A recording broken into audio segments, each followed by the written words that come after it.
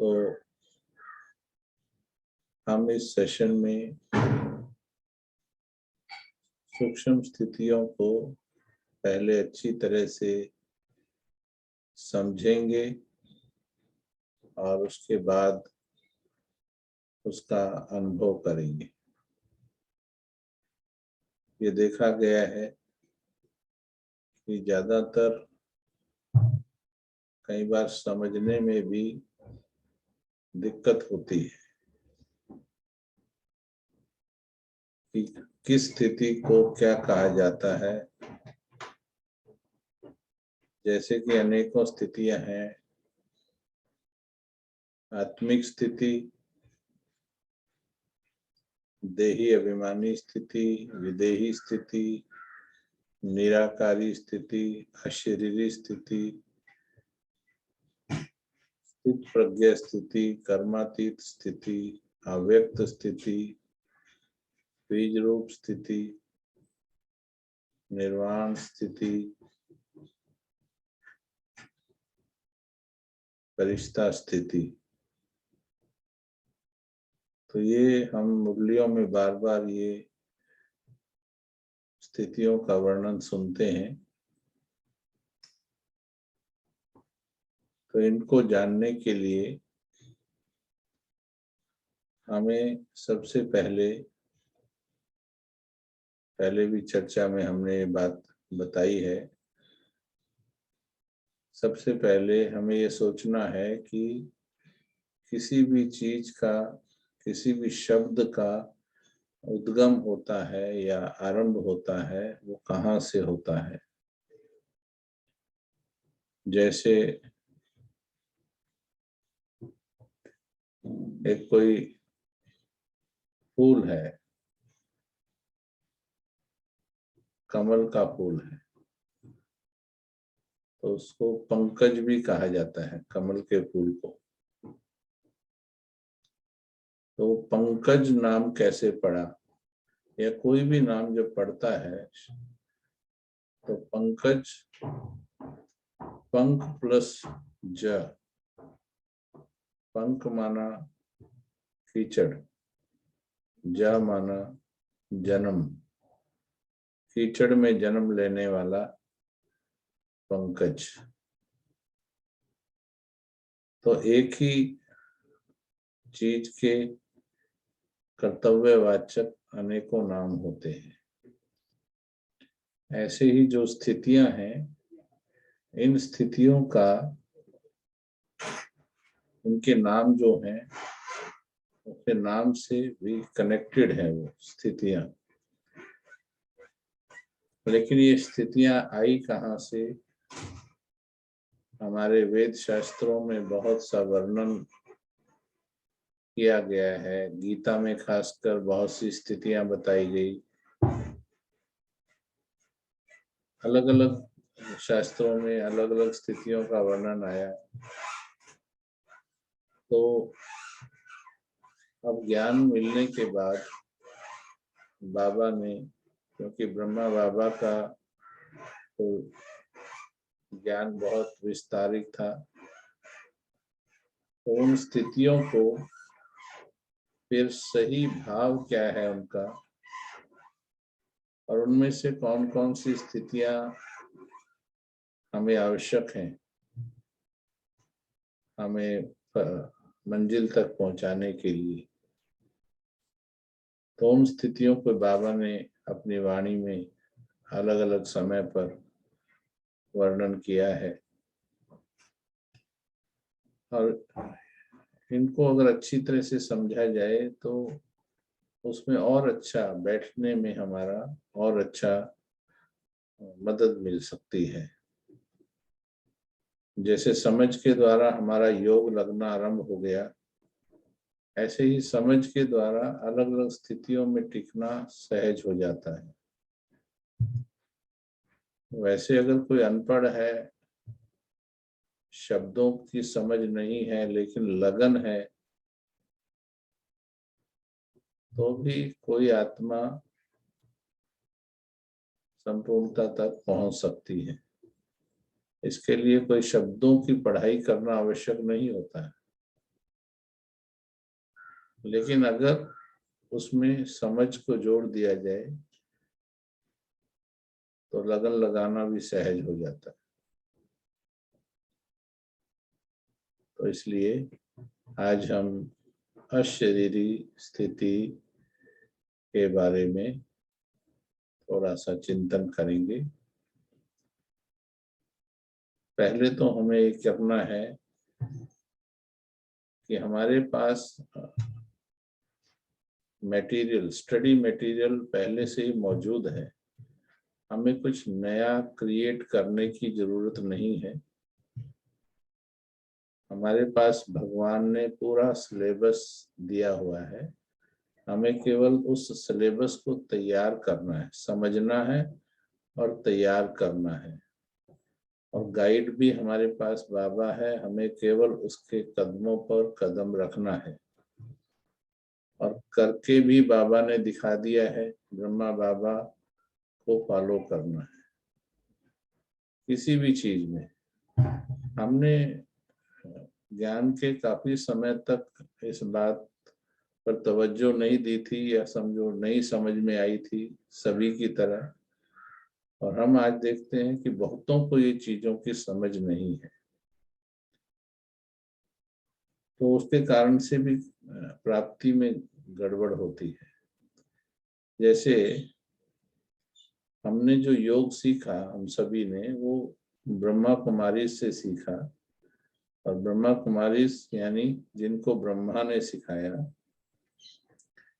लेकिन जब हम योग करते हुए देखते हैं, खुद को भी देखते थे, औरों को भी देखते हैं, तो उसमें हमने देखा तो ये पाया कि ब्रह्मा के योग करने की तरीके में और ब्रह्मा कुमार कुमारियों के तरीके में, यानी हम बच्चों के तरीके में, समय के साथ कुछ चीजें जुड़ गई, गलत चीजें जुड़ गई, जाने अनजाने में। जैसे आप देखो, योग में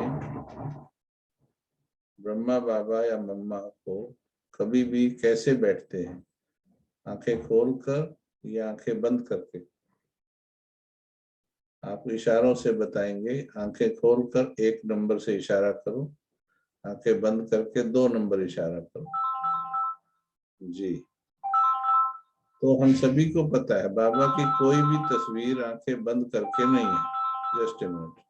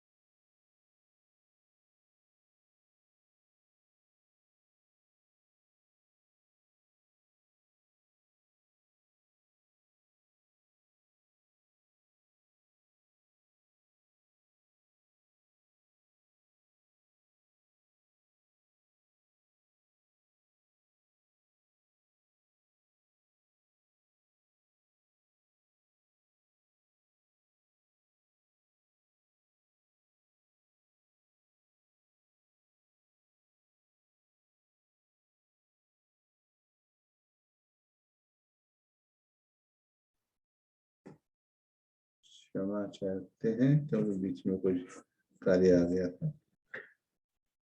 तो बाबा की वाणियों में बाबा ने, अच्छा हम बात कर रहे थे आंखें खोल कर आंखें बंद कर, लेकिन आप देखेंगे जाने अनजाने में 50% के करीब, सभी तो नहीं, 50% के करीब ये गलती करते हैं कि बैठने की विधि में क्या करते हैं, आंखें क्या कर लेते हैं, बंद कर लेते हैं। ठीक है। अब ये हमने कहाँ से सीखा? ये थोड़ा भक्ति वाला इसमें पाठ जोड़ दिया, क्योंकि पहले आंखें बंद करके तपस्वी के रूप दिखाए गए, या शंकर जी का रूप भी तपस्या में आंखें बंद करके दिखाया। हमारे माइंड में, हमारे जहन में ये चित्र छपे हुए हैं। योगी बैठे हैं तो आंखें बंद करके कंदराओं में, गुफाओं में बैठे हैं, तो बचपन से वो पोस्चर हमारे अंदर छप जाता है, वो नॉर्मल हो लगता है हमको। परंतु इसका एक बहुत बड़ा अंतर, फर्क पड़ता है, स्थिति में फर्क पड़ता है। इसलिए कभी भी योग करना है तो आंखें खोल कर ही बैठना है। आंखें खोलकर कैसे टिकाना है मन को, वो हमें सीखना है, परंतु विधि को गलत नहीं करना है। चलिए अशरीरी स्थिति के बारे में आ जाते हैं। बाबा ने अपनी अलग अलग वाणियों में अशरीरी स्थिति के बारे में बहुत सी बातें बताई, तो वो हमें कलेक्ट करनी है समझने के लिए कि अशरीरी स्थिति क्या होती है। तो अभी आप बताएंगे, लिख करके बताएंगे, क्योंकि बोलने में थोड़ा बहुत इन स्थितियों के लिए मन की साइलेंस चाहिए। तो अनम्यूट करेंगे तो ज्यादा हलचल हो जाती है, वो बहुत आवाजें बहुत हो जाती हैं। अभी आप 2 4 10 लिखेंगे अशरीरी स्थिति के बारे में बाबा ने क्या क्या बताया है, तो वो हम फिर उसमें से हम फिर अशरीरी स्थिति को समझने का पूरा प्रयास करेंगे। जो भी चाहे लिख करके, मुरलियों में से बात होनी चाहिए, बस मुरली से बाहर नहीं। हमें सीखना है तो मुरलियों से सीखना है। आजकल कई बार लोग हरा पीला योग सिखाने लगते हैं, ठीक है, वो मुरलियों में आया नहीं कभी। मुद्राओं वाला योग सिखाने लगते हैं, वो कभी मुरलियों में नहीं आया, तो वो राजयोग नहीं होता है।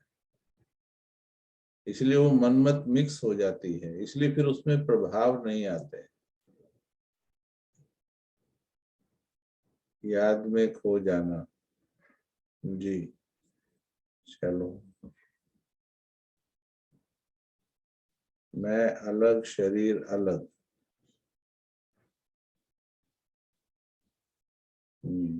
अभी देखते जाइएगा आप, जितने भी जितनी आत्माएं उतने ही डेफिनेशन है इसके। अगर अभी ये खोल दिया जाए तो सबके अपने अपने विचार, हाँ सन्नाटा छा जाए। परम धाम में जाते हैं तब अशरीरी का अनुभव होता है। अपनी स्थिति शांत शीतल हो जाती है। अब शांत शीतल तो बिंदु रूप में भी हो जाती है। देही अभिमानी स्थिति में भी शांत शीतल होती है। अभी इन शब्दों से आप देखेंगे, अभी ये बाबा की मुरली में तो आए, लेकिन अशरीरी स्थिति के बारे में लिखना। अभी एक साक्षी स्थिति को बीच में ला रहे हैं। यही स्टडी में गड़बड़ होती है हमारी, कि एक विषय के ऊपर एकाग्र नहीं हो पाते हैं, इसलिए उस चीज को अच्छी तरह से अध्ययन नहीं कर पाते। अभी परमात्मा की बात ही नहीं है, अशरीरी स्थिति में परमात्मा की कोई बात ही नहीं है।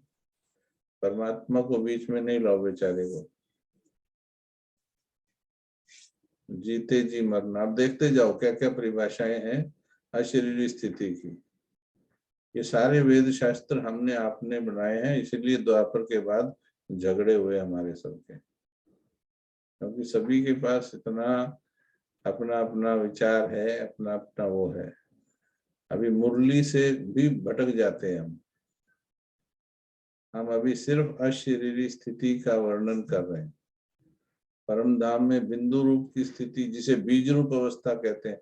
अब इसमें ये बिंदु रूप भी ले आए, बीज रूप भी ले आए और इसमें अशरीरी भी बता रहे। हाँ, देखते जाओ अभी। ओके।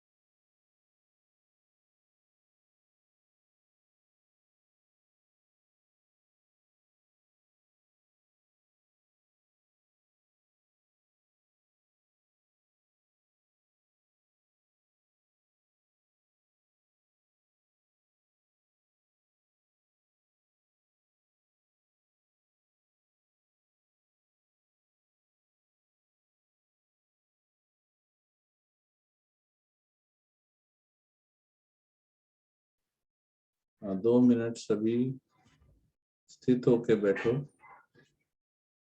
बिल्कुल अशरीरी स्थिति में स्थित होकर बैठो 2 मिनट और चिंतन करो। इन स्थितियों को समझने के लिए बिल्कुल एकांतवास चाहिए। 2 मिनट सभी स्थित होकर बैठो, फिर हम चर्चा करते हैं अभी।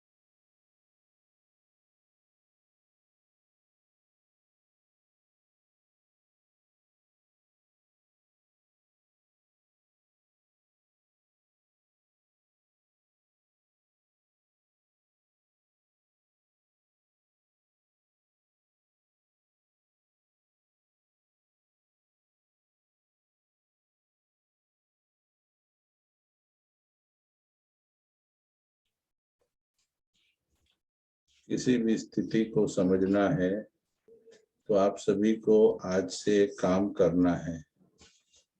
दोबारा से अभी भी शुरू करेंगे तो थोड़े दिन में इसमें बहुत अच्छा रिजल्ट आपको मिलेगा। अभी आपने देखा, एक ही शब्द एक ही स्थिति के बारे में पूछा गया और कितने विचार आए, कितने अलग अलग विचार आए उनमें से 2, 4, 10 विचार ही थे जो सही में उस स्थिति के बारे में थे।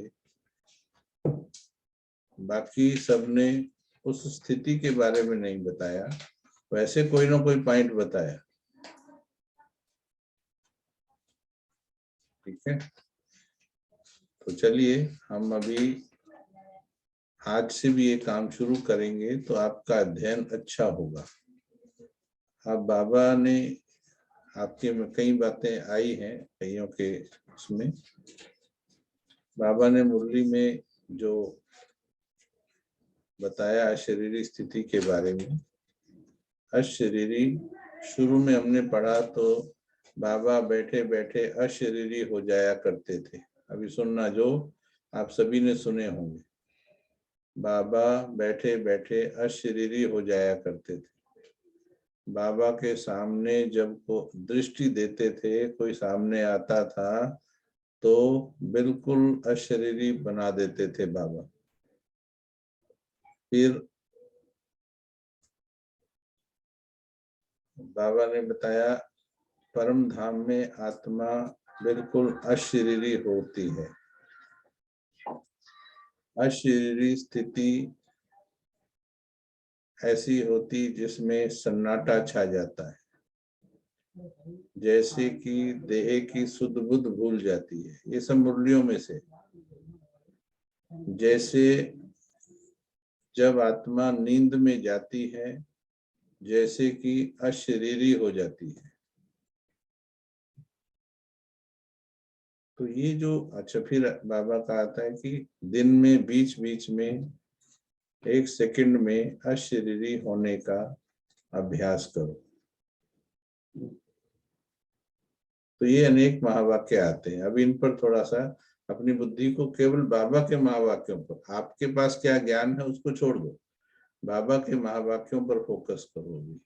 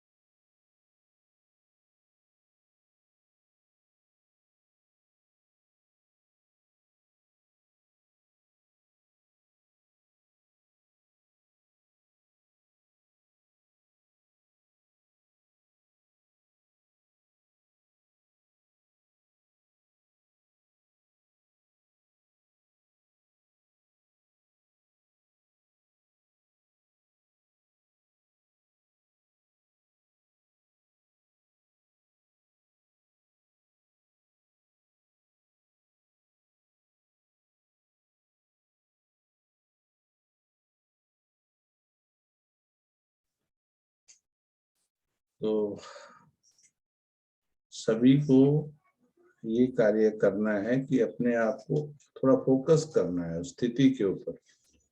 ऐसे ही कुछ भी बोलने से नहीं चलेगा।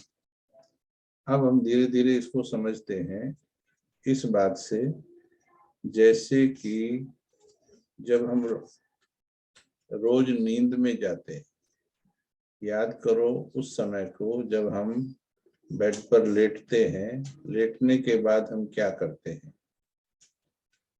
हम लेटने के बाद धीरे धीरे अपने मन को बाहर की चेतनाओं से अलग करके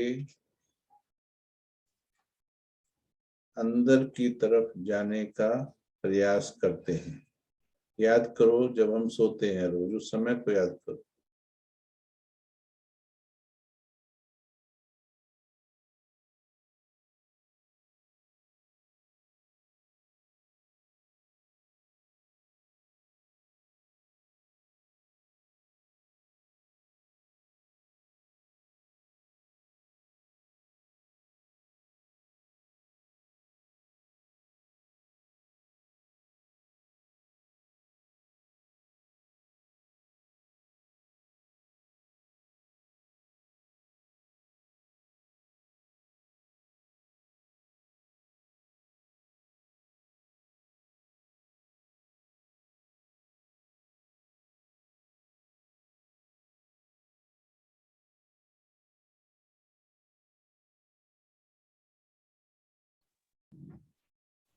तो उस समय, अभी उस समय को आपको फील करना है।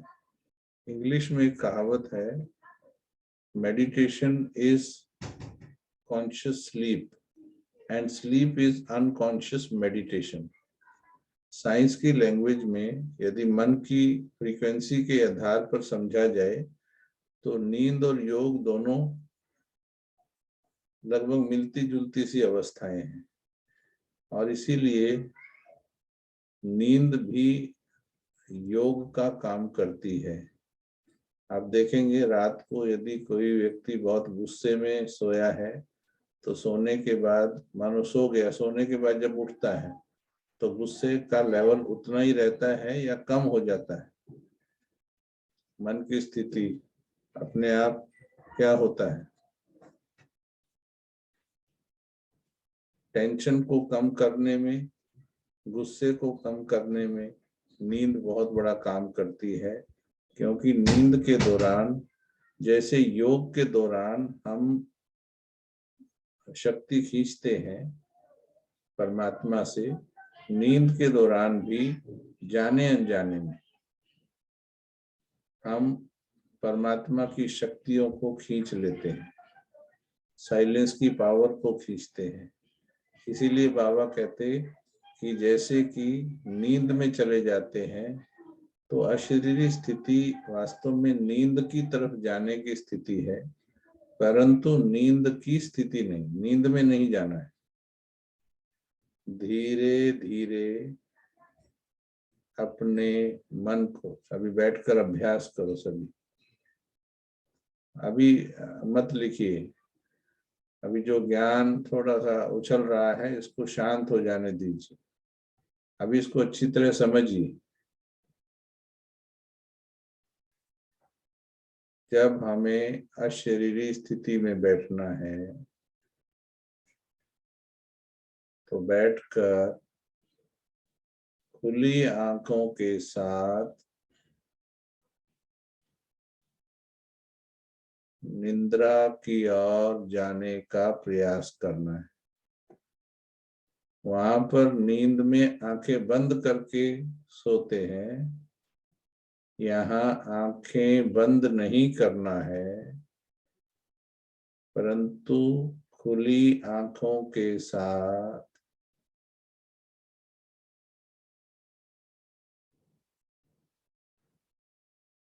चेतना को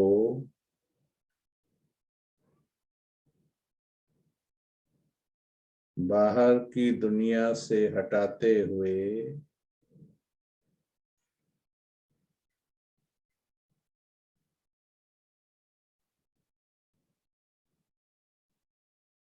देह की सारी कर्मेंद्रियों से भी चेतना को हटाते हुए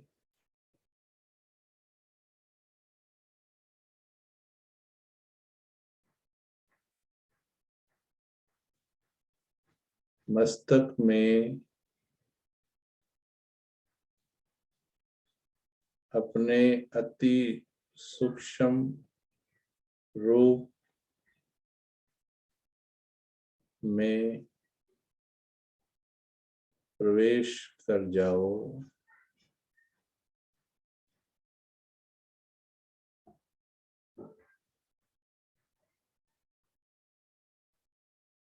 और सूक्ष्म होते जाओ।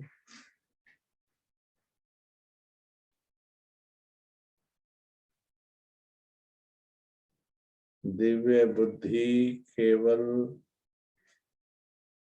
आत्मा के सूक्ष्म रूप पर टिक जाए।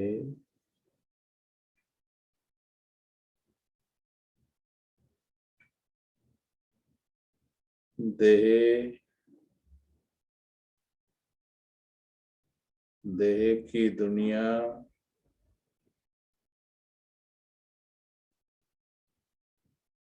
दुनिया की बातें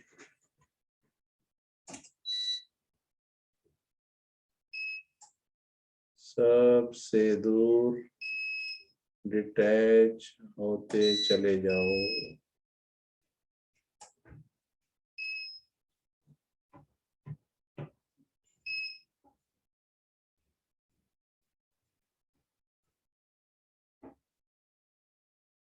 अब देह से भी, देह की स्मृति से भी सूक्ष्म होते चले जाओ। जैसे नींद में पता नहीं लगता किस सेकंड हम नींद में चले गए, देह को भूल गए, यहाँ सूक्ष्म होते होते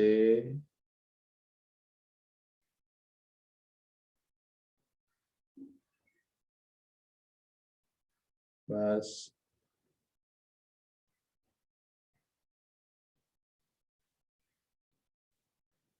सन्नाटे में चले जाओ।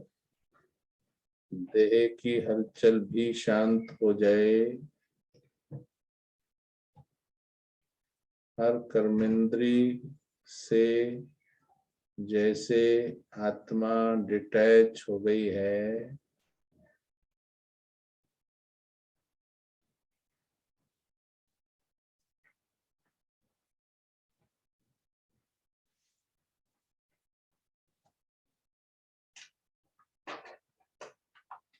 यहीं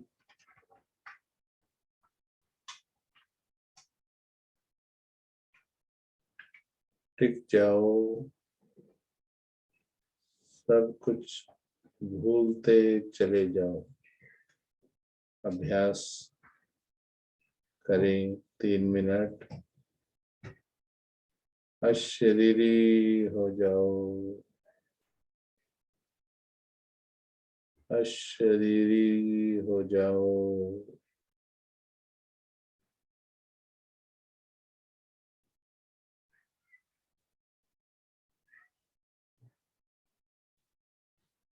सूक्ष्म बिंदु हो जाओ,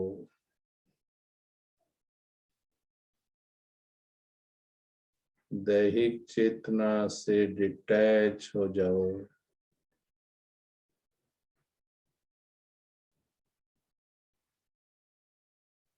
सब कुछ भूल जाओ,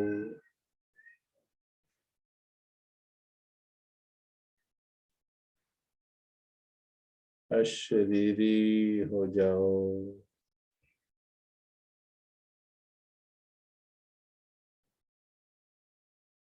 अशरीरी हो जाओ,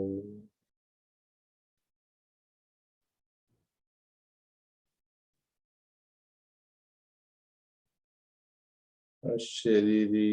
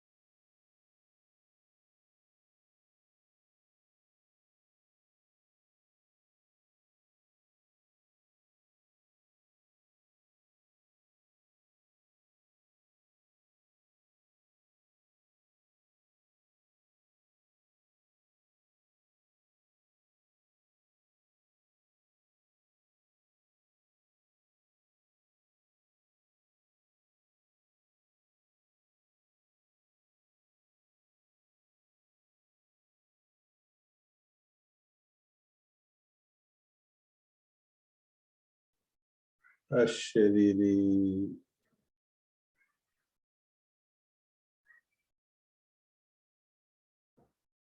अशरीरी।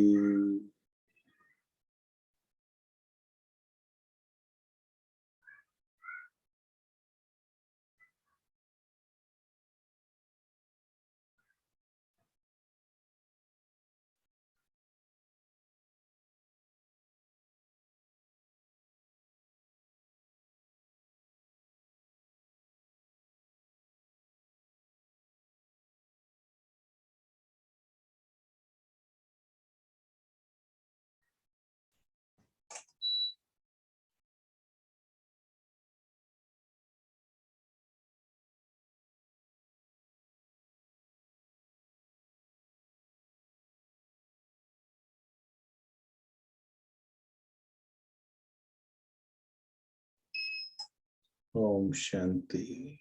ऐसे ही बैठे रहेंगे। इसी स्थिति में जितना हो सके बैठे बैठे सुनेंगे।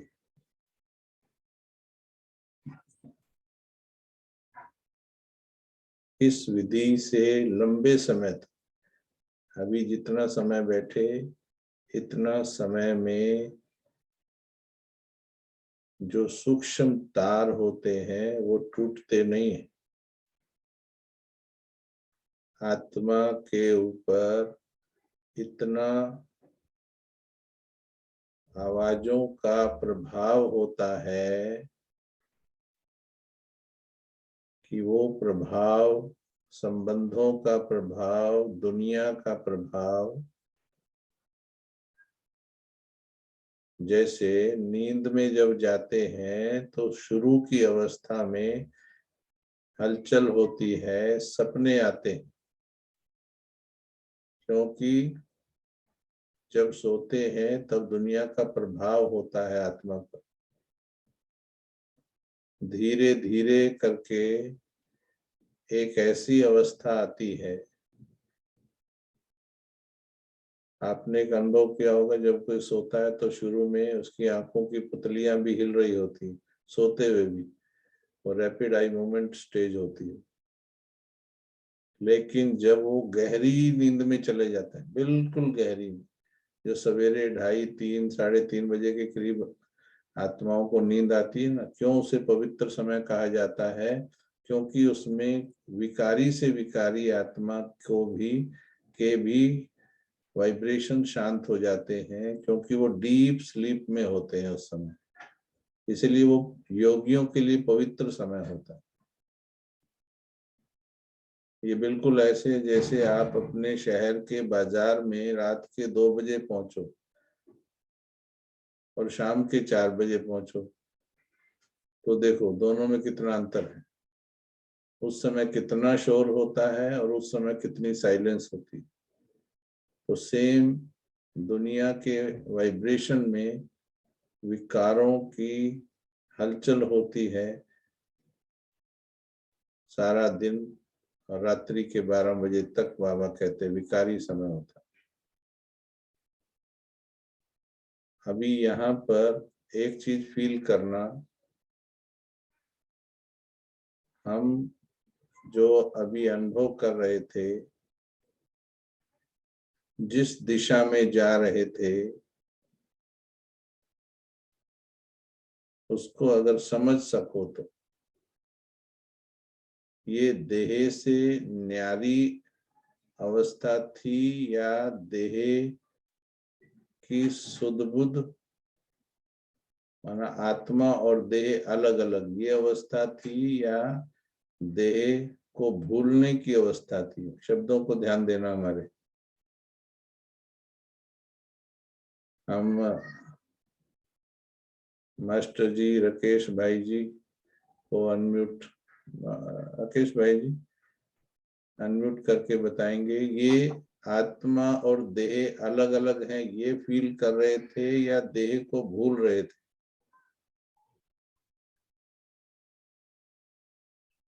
धीरे धीरे जैसे देह को भूलना शुरू हो गए। हाँ, ये दोनों में अलग अंतर है, ये ठीक है। हाँ, लिख के बता सकते हैं। ये देह को, आत्मा को देह से अलग करने की स्थिति नहीं है। हाँ, आप सभी अनुभव कर रहे थे, देखो लिख रहे हैं। ये देह और देह की दुनिया की चेतनाओं को भूल जाने की स्थिति है। सन्नाटा हो जाए, देह याद ही ना रहे, ये बाबा के महावाक्य हैं। शुद्ध बुद्ध भूल जाए, लेकिन क्या याद रहे? चेतना कहाँ टिकेगी? जब देह की दुनिया याद नहीं, तो देह याद नहीं, देह के संबंधी याद नहीं, और नींद भी नहीं। नींद में तो चलो सब भूल के सो गए, कम से कम नींद भी नहीं, तो फिर आत्मा कहाँ होगी? आत्मा अपने सूक्ष्म स्वरूप में टिकती चली जाएगी, वो अति सूक्ष्मता की ओर चली जाएगी, सूक्ष्म से सूक्ष्म बिंदु में टिकती चली जाएगी, उस सूक्ष्म बिंदु के भान में होगी। बाकी सब आवाजें, सब चेतनाएं, सब कुछ, अगर किसी के देह में हलचल है तो समझो वो अशरीरी है ही नहीं। कहीं सिर्फ सुन रहे हैं, कमेंट्री चल रही है अशरीरी की, लेकिन वो हिल रहे हैं, वो इसका मतलब वो अभी देह की चेतना में है। अशरीरी में थोड़े समय तो ये अभ्यास करना ही पड़ेगा, देह की किसी भी कर्मेंद्री में कोई हलचल ना हो। कम से कम 10 मिनट तो ऐसे बैठने का अभ्यास करना चाहिए, फिर 10 से 20 मिनट, आधा घंटा, और फिर उसके बाद घंटों भी बैठ पाओगे।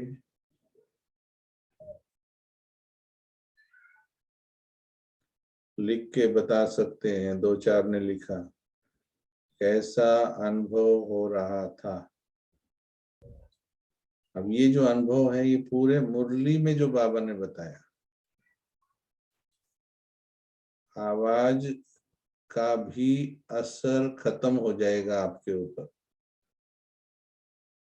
अशरीरी स्थिति का अभ्यास करने वालों, मानो अभी और आपको आधा घंटा और लेके चले जाएं, और आधा घंटा और गहराई में, और गहराई में, और डिटैच करवा दें, तो बताओ हल्कापन तो होगा ही, वो तो अभी फील होने लग गया, और क्या क्या फायदा होगा। उस स्थिति को लेकर जब आप फिर कर्म क्षेत्र पर आओगे, यानी आपका अभ्यास बढ़ जाए स्थिति का, और फिर जब आप लौट कर कर्म क्षेत्र पर आओगे तो ये बताएं क्या क्या फायदा होगा। फील करते हुए बताओ आप।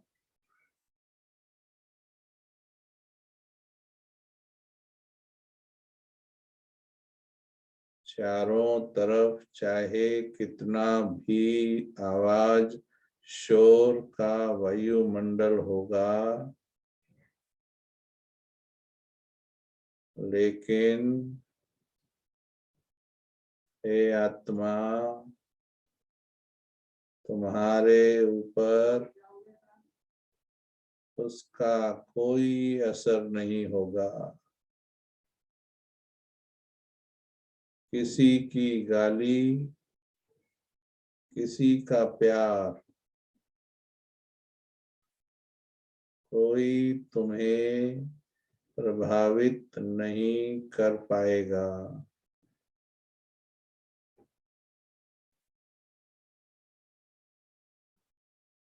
कर्मों में बिल्कुल आनंदमयी स्थिति में हो जाओगे जब इससे बाहर आओगे। हर स्थिति, हर परिस्थिति में ये अशरीरी स्थिति, याद करो बाबा के महावाक्य, हर बात में महावाक्य का रेफरेंस याद आएगा, तभी आप सच्चे योगी बनोगे, ज्ञानी बनोगे।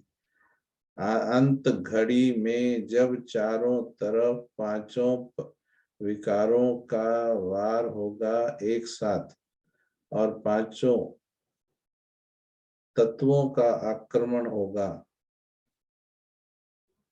इविल सोल्स के भी प्रभाव होंगे, ऐसे समय पर ये अशरीरी स्थिति बहुत बहुत बहुत बहुत, ये मामा ने मुरली में कहा, बहुत बहुत बहुत काम में आएगी। हाँ, ये ठीक लिखा, विस्तार खत्म हो जाएगा, ज्यादा बातें करना और सुनना बिल्कुल अच्छा नहीं लगेगा। आवाजें सुनना भी अच्छा नहीं लगेगा। बाबा के अंत समय का, अंतिम पुरुषार्थ का, बाबा ने अपने कमरे में से घड़ी लगी थी, वो घड़ी उतार दी। तो बच्चों ने पूछा क्यों बाबा? बाबा ने कहा ये टिक टिक की आवाज से भी पार जाता है बाबा। आपको ये बता दें, आपके बोलने से, कोई कोई को अभी अभी खोल देंगे ना, ये म्यूट अनम्यूट कर देंगे। इतनी आवाज में बोलते हैं कोई कोई, और क्या बोलेंगे, हम तो अशरीरी स्थिति से आए हैं। परम धाम से आके थोड़ी कोई लड़ाई करता है एकदम। लड़ाई मतलब, अगर आप अशरीरी स्थिति से आए हो तो कभी भी आपकी वाणी, दृष्टि, वृत्ति में तेजी नहीं होगी, देवत्व होगा। अशरीरी स्थिति के असंख्य लाभ हैं। साइलेंस की पावर बढ़ जाएगी आपकी। जिनको गुस्सा आता है, थोड़ा भी, 1% भी, ध्यान से सुनो। ये जो अभ्यास है, इस अभ्यास से आपको विश्वास हो जाएगा कि शांति के ताकत से, अभी तक तो बोलते हैं, अभी तक बोलते हैं हम कि हम शांति की दुनिया बनाएंगे, शांति के बल से जीतेंगे, पर जहाँ थोड़ी सी बात होती वहां हथियार रावण का उठा लेते। थोड़ा गुस्सा, थोड़ा आक्रोश, थोड़ा जोश। उसका मतलब यही है कि बात तो कर रहे शांति की, लेकिन हथियार अशांति के इस्तेमाल कर रहे। इसका मतलब शांति का बल कम है।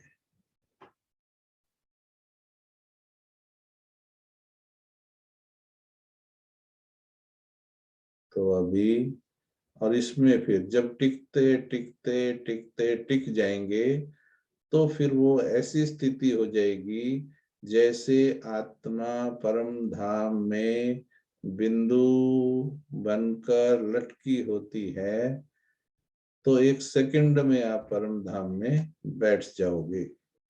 इसलिए कहा परम धाम में आत्मा अशरीरी होती है।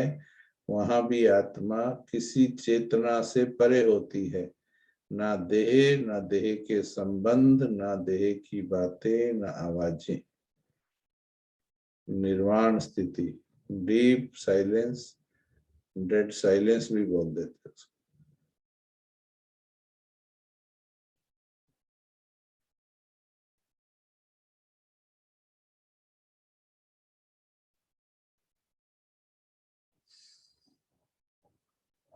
3 मिनट और बैठेंगे, अच्छा लग रहा है।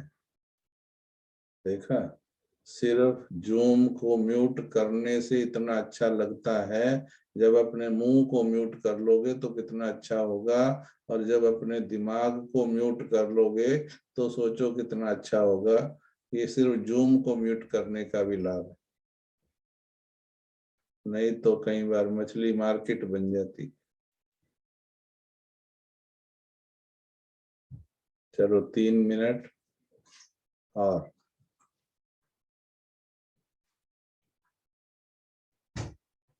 बाबा को सरेंडर कर दो। जब अपने से ना हो, बाबा को सरेंडर कर दो।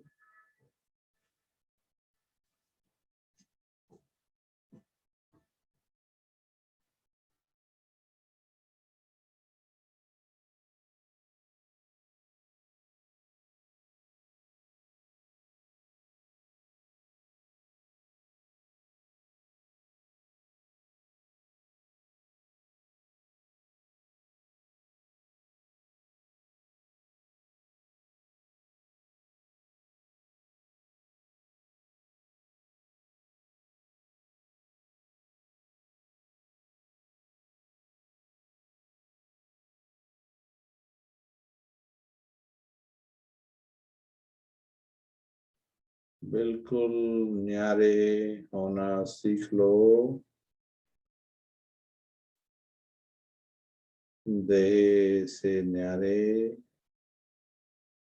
देह की दुनिया से न्यारे, बिल्कुल सबसे न्यारे, जैसे आए थे अकेले, अकेले हो जाओ।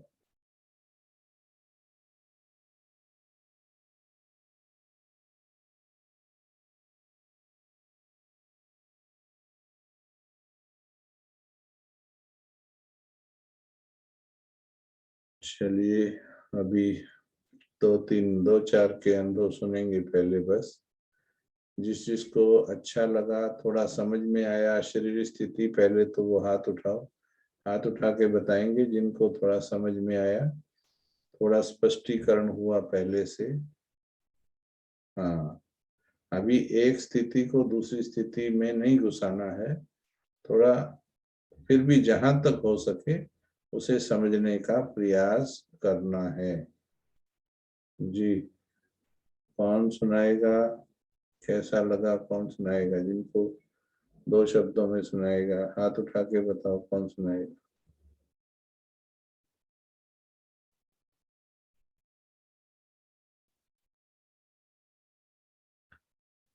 जिनका वीडियो ऑन है वो हाथ उठा के बताओ, कोई है जो सुनाना? पुष्पा बहन बोल रहे हैं। चलिए अनम्यूट करके सुनाएंगे आप। भाई जी ऐसा लगा कि सारा कुछ फील, बॉडी शरीर का फीलिंग खत्म हो गया था।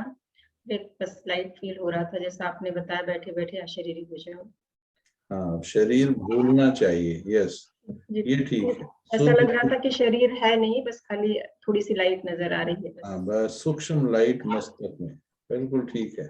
और वही लाइट भी परम धाम में भी चली जाएगी। ठीक है, ओके। और कौन सुनाएगा?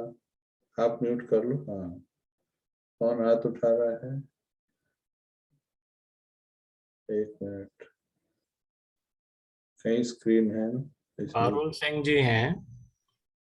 एक मिनट, दोबारा हाथ उठाओ। कौन कौन उठा रहा है? उमा बहन हाथ उठा रही, चलो उमा बहन आप तो।